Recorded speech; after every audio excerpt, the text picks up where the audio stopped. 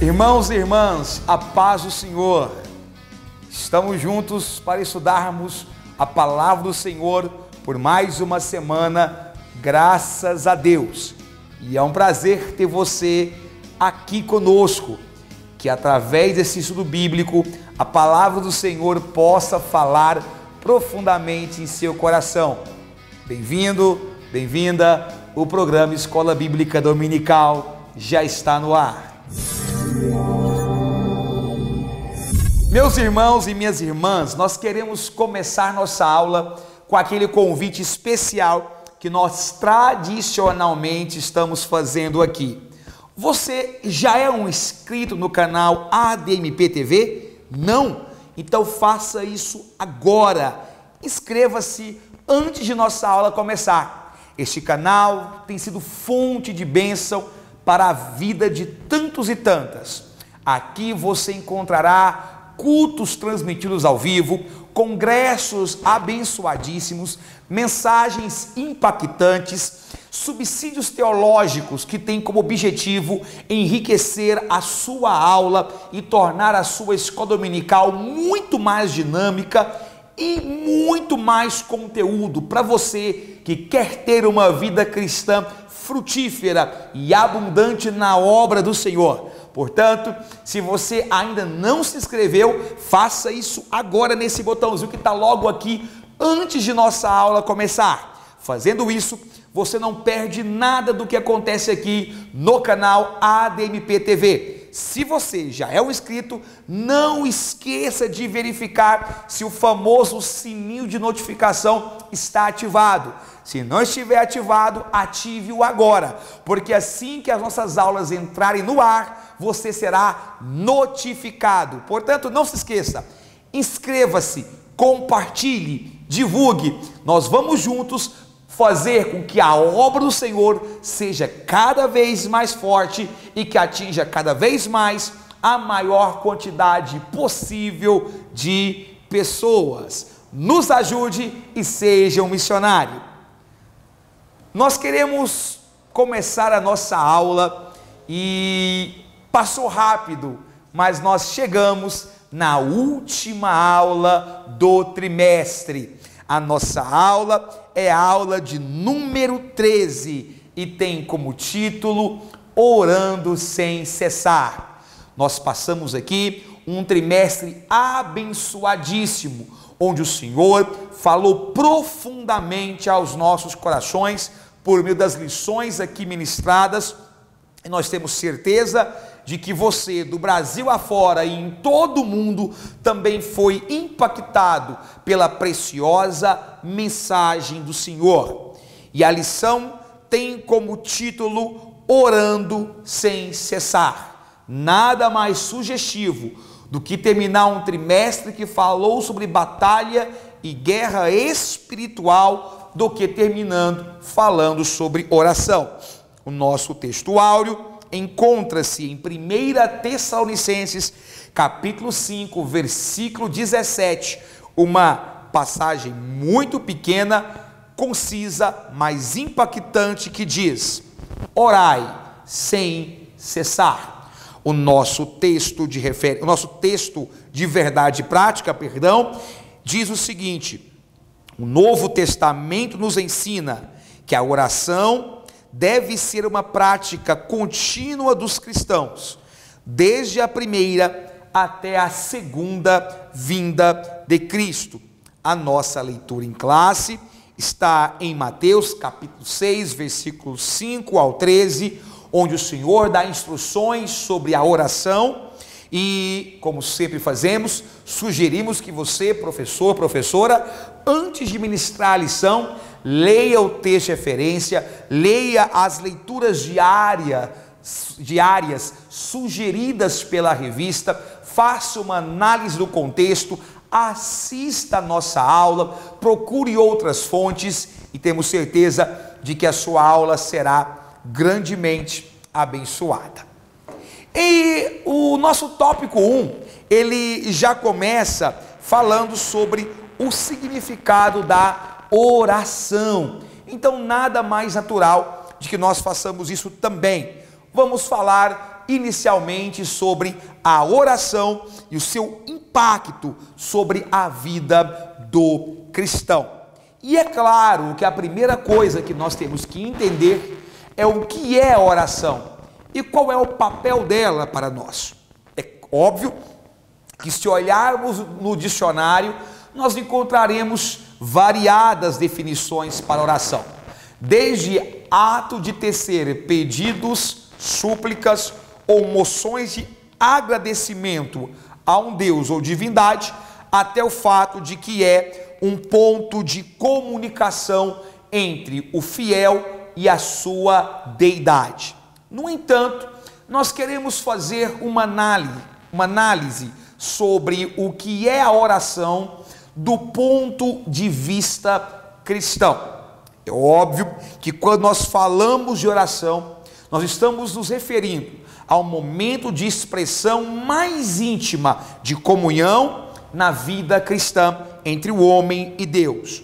Nós podemos dizer que a oração é o ponto alto de toda experiência religiosa genuinamente espiritual. E quando nós pensamos na oração como uma comunicação entre o homem e Deus, nós vamos perceber que pela Bíblia Sagrada e mesmo pela história secular, a comunicação com Deus está íntima das práticas mais antigas de toda a humanidade. O fato de haver uma fala, de haver um direcionamento entre desejos, vontades, objetivos e esperanças entre o homem e uma deidade faz parte da natureza humana. A própria psicologia diz que é natural do homem, é inerente ao homem uma certa espiritualidade. E é essa espiritualidade que faz com que a oração seja provavelmente, se não a mais antiga, uma das mais antigas práticas religiosas de toda a história. Uma prova disso é que quando olhamos para o primeiro homem, quando olhamos para Adão, nós percebemos que a comunicação entre o homem e Deus era tão natural quanto hoje é o ato de uma mãe amamentar a sua criança, o seu filho recém-nascido. Não havia nada de especialíssimo, não havia necessidade de um pré-ritual ou de um pós-ritual para que o homem tivesse esse contato, essa fala com Deus. O objetivo de Deus é que a comunicação fosse símbolo da comunhão e da intimidade entre o Deus, o Criador, e a coroa de sua criação. Infelizmente, essa comunhão tão desejada entre Deus e o homem, por outro lado, acabou se tornando no linguajar humano o calcanhar de Aquiles do homem, uma vez que foi justamente esta comunhão e este direcionamento que o diabo atacou. Não demorou muito, pelo contexto bíblico, para que o homem deixasse de ter uma comunhão plena e uma comunicação efetiva com Deus, para, a partir daí, se esconder de Deus, correr da presença de Deus durante o que a Bíblia chama de viração do dia.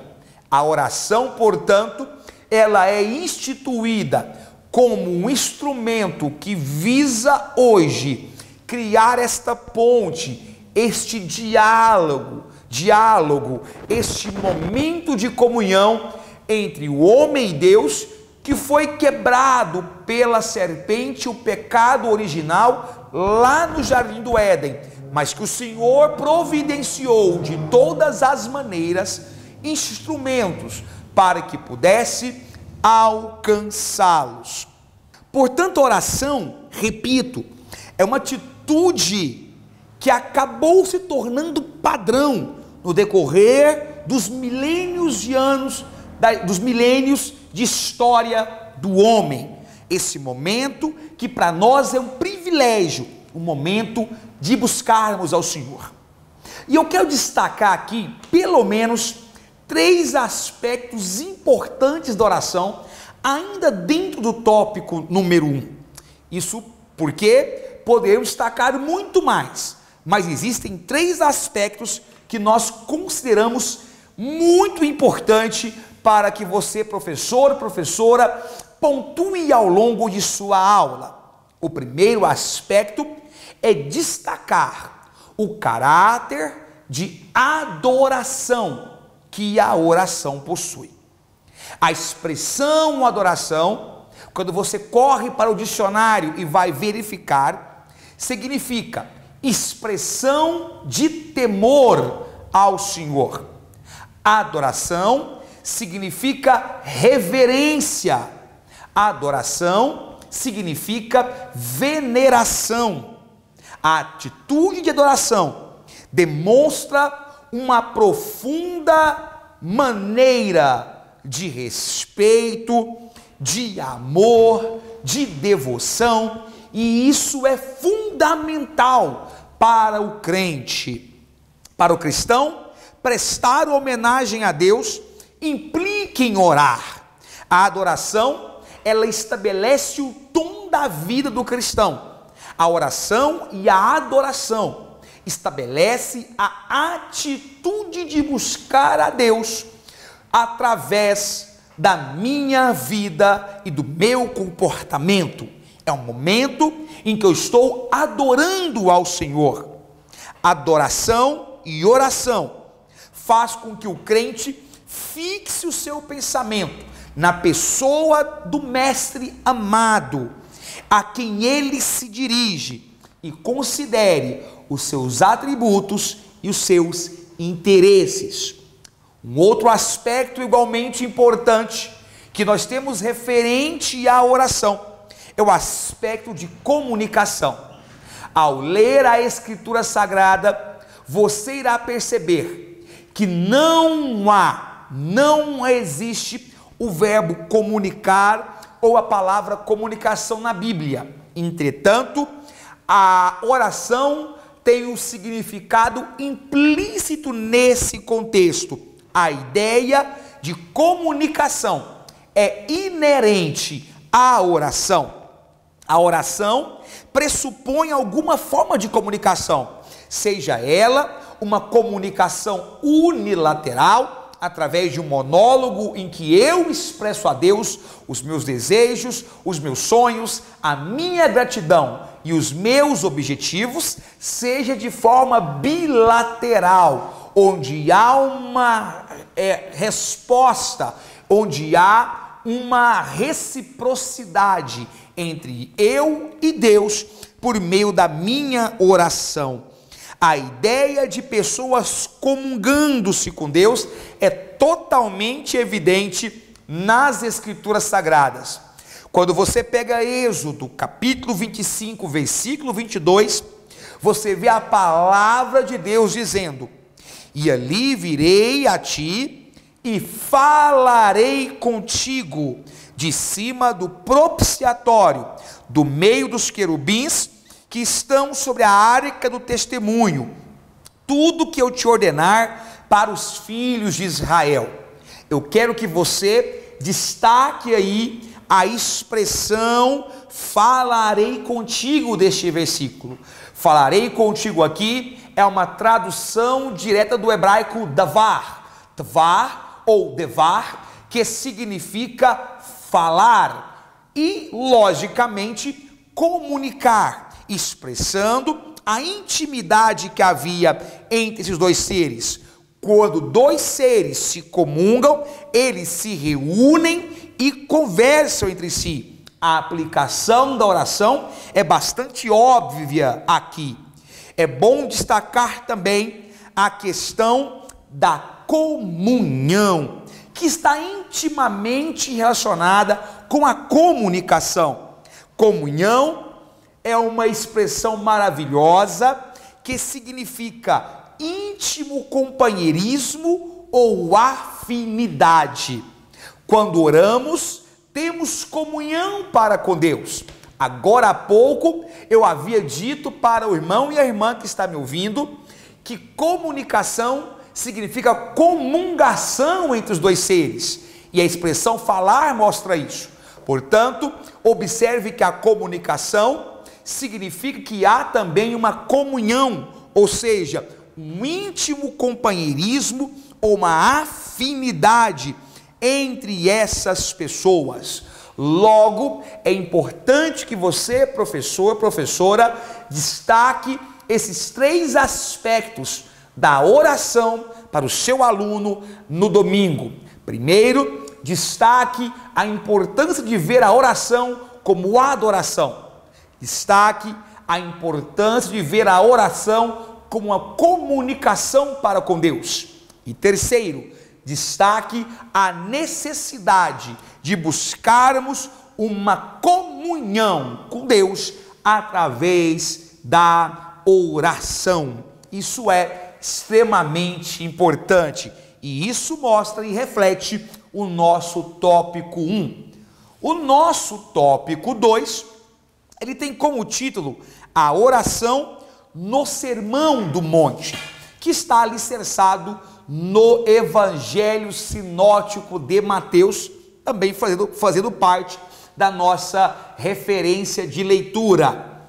Eu quero só lembrar aos irmãos que é extremamente importante que você, professor e professora, procure analisar o contexto no qual o Senhor começa a proceder o seu grande sermão. Observe, relate, anote o que precedeu ao vaticínio, a fala do Sermão do Monte. Mas nesse sermão eu quero destacar precisamente algumas lições que o mestre nos deu. A primeira grande lição que o Senhor Jesus nos revela é que nós precisamos evitar o exibicionismo na oração.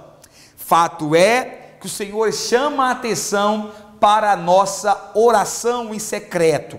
É curioso, porque o Sermão da Montanha começa a falar de oração através de negativas. Mas quando o Senhor Jesus pontua a necessidade de orarmos em secreto, ele não está dizendo que a oração em público não é própria. Na realidade, o que ele fazia era uma comparação com a atitude dos fariseus, mediante a interpretação bíblica. Nós sabemos que os fariseus tinham como principal característica serem adeptos do exibicionismo. Queriam aparecer como pavões, mostrarem a sua beleza na sua fala, nas suas atitudes. A vez ou outra, o Senhor os comparou com os sepulcros caiados, pois possuíam uma aparência de beleza, mas o seu interior estava podre. Portanto, quando o Senhor chama a atenção para orar em secreto, ele está dizendo que nós não devemos orar com exibicionismo. Ele compara a oração com o jejum e com a esmola, onde tanto no jejum quanto na esmola nós devemos fazer no nosso íntimo, no nosso secreto. Aqui a tradução do termo tameion, quando o Senhor se refere a aposento, voltando mais uma vez ao grego, se traduz a palavra tameion como quarto íntimo ou quarto secreto. O que o Senhor Jesus está nos dizendo é que nós devemos ter uma atitude de contrição. A oração não é para quem está ao meu lado ver como falo bonito, como me expresso bem ou como eu domino bem os vernáculos da língua portuguesa. Não, pelo contrário, o Senhor Jesus chama a atenção para que a nossa oração seja uma ponte íntima entre nós e o nosso Deus.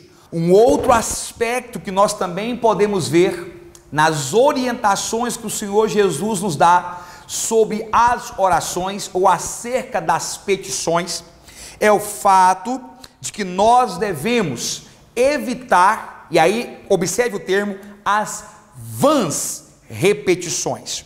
Não é que Jesus condenou toda a repetição. Na realidade, eu mais uma vez volto à língua original do Novo Testamento, famoso grego koiné, para chamar a atenção da expressão vãs repetições, batologel ou batologeu, que em grego, numa tradução livre nossa, significa repetição sem raciocínio ou falar sem pensar. O que o Senhor Jesus queria dizer quando evitarmos as repetições é para que a gente não fique falando as coisas de forma mecânica, robotizada, sem se atentar ao que estamos falando, repetindo tudo em um piloto automático sem intimidade alguma. É óbvio que quando oramos ao Senhor, vez ou outra repetimos termos e orações.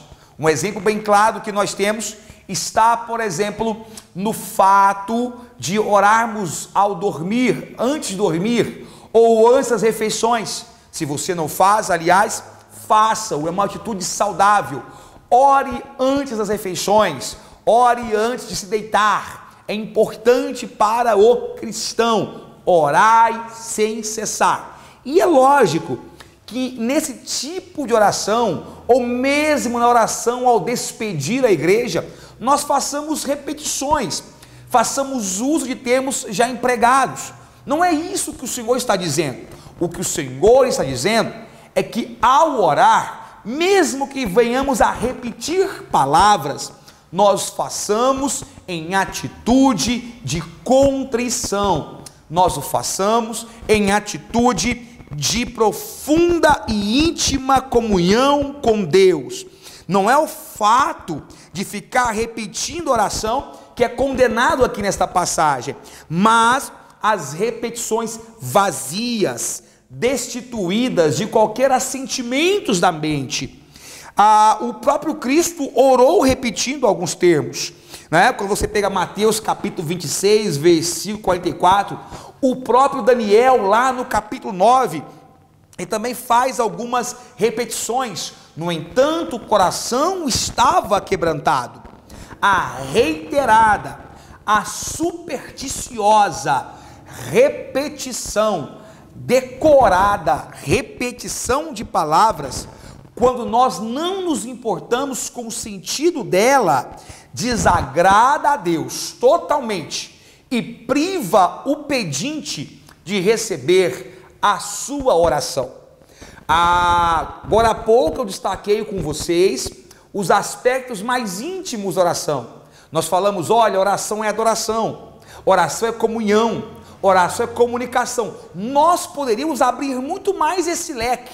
Poderíamos falar que oração é petição, oração é contrição, oração é arrependimento, oração é atitude volitiva, muitas coisas. Mas o mais importante é que você entenda que a oração é uma atitude intrinsecamente pessoal, sua para com Deus.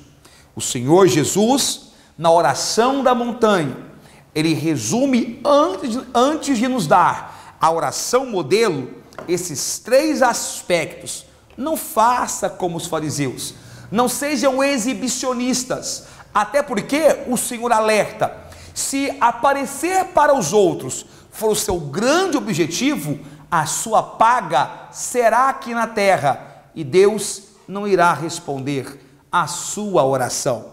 E finalmente, ao orar, não seja no linguajar convencional, papagaio de pirata, repetindo termos aleatórios, não, mas que haja uma mentalidade de comunhão e de relacionamento interpessoal seu para com Deus.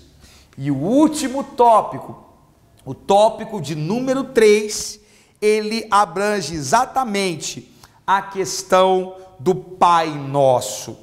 Eu não vou dissertar sobre o Pai Nosso, porque a nossa revista o faz muito bem, e vai ficar a cargo de você, professor, professora, o fazer. Mas eu queria refletir duas coisas. Primeiro, é que o Pai Nosso é a nossa oração modelo.